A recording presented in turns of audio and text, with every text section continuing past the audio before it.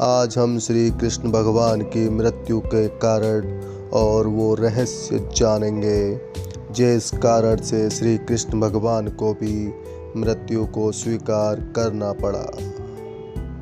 महाभारत की लड़ाई में गांधारी के 100 पुत्रों की मृत्यु हो चुकी थी। उसके बाद श्री कृष्ण गांधारी से मिलने उनके भवन पहुँचे।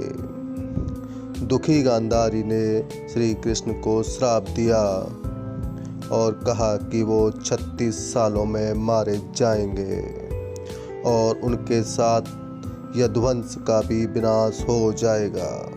श्री कृष्ण भगवान ये जानते थे कि यदुवंश अब लोभ और मोह में आ गया है, इसलिए उन्होंने गांधारी को तथास्तु कहा और उनके श्राप को स्वीकार कर लिया। दरअसल गांधारी श्री कृष्ण भगवान के बारे में अच्छे से जानती थी। गांधारी जानती थी कि श्री कृष्ण भगवान अगर चाहते तो महाभारत का युद्ध नहीं होता, और महाभारत का युद्ध अगर नहीं होता तो गांधारी के 100 पुत्र जीवित होते। इसीलिए गांधारी ने दुखी होकर श्री कृष्ण भगवान को ये श्राप दिया था। श्री कृष्ण भगवान को दूसरा श्राप मिला था दुर्वासा ऋषि से। जी हाँ, एक बार दुर्वासा ऋषि ने श्री कृष्ण भगवान को अपने पूरे शरीर में खीर लगाने को कहा था। श्री कृष्ण भगवान ने ऐसा ही किया, लेकिन सिर्फ उनके पैरों को छोड़कर बाकी पूरे शरीर पर खीर लगा दी।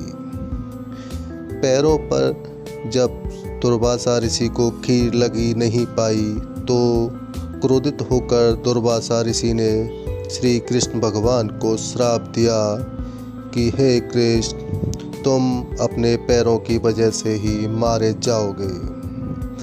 उसके बाद एक दिन श्री कृष्ण भगवान समाधि में लीन थे और एक चारा नाम का शिकारी शिकार करने जंगल में गया हुआ था।